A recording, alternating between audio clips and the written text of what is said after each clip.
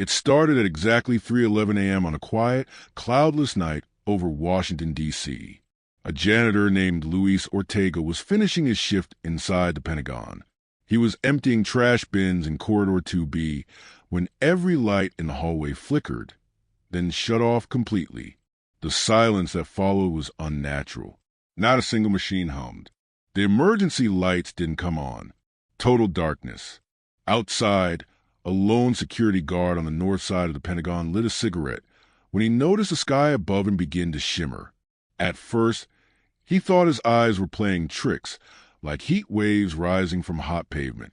But as he squinted, shapes began to form, dark, solid shapes.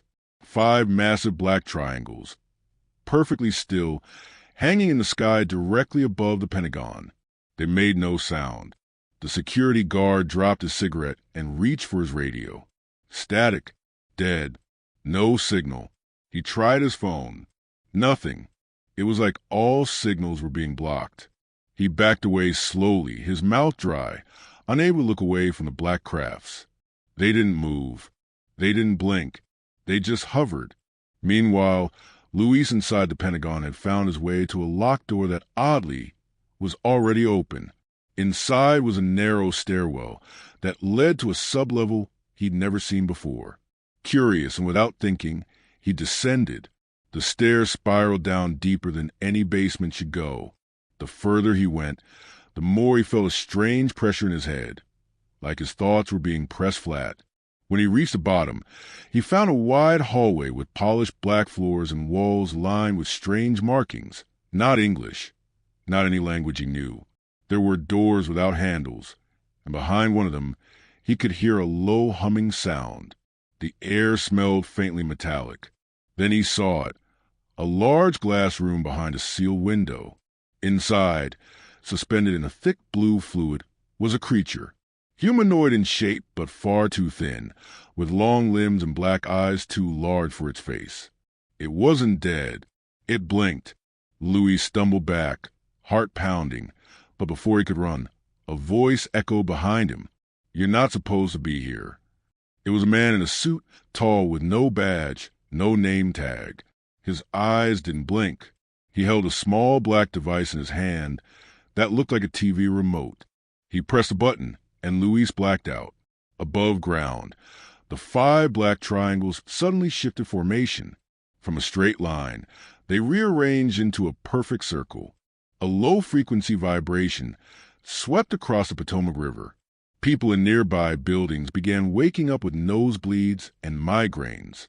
Surveillance cameras within a 10-mile radius went offline. Even NORAD's tracking satellites showed nothing, as if the objects weren't even there. At 3:19 a.m., 8 minutes after the first sighting, the Pentagon's internal systems came back online. Lights flickered to life, computers rebooted, and security feeds resumed. But every camera pointed at the sky showed a clear, empty night. No triangles, no sound, nothing. But hundreds of people had seen them. Within hours, men in unmarked vehicles arrived at homes across D.C. Anyone who had made a call, taken a photo, or mentioned the triangles on social media was visited. Phones were taken. Memory cards wiped. Some were paid to stay quiet. Others simply disappeared. Luis woke up in a hospital room with no windows. A doctor who never gave his name told him he'd suffered a mild stroke from overworking. "You imagine the rest," he said too quickly. Luis wasn't allowed to leave for 3 days. When he did, he found his apartment had been cleared out. His laptop, his journals, his phone, all gone. Months later, Luis moved to Arizona and lived off the grid. He never spoke of what he saw again. But in 2022, a leaked memo from a retired Air Force colonel surfaced on an encrypted forum. It described a classified event on June 6, 2013, an unscheduled appearance of 5 unidentified aerial vehicles over a high-security federal facility.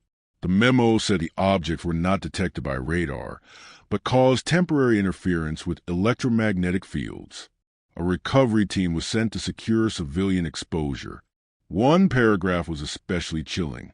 Crafts form communication patterns not with audio or light, but through brainwave synchronization.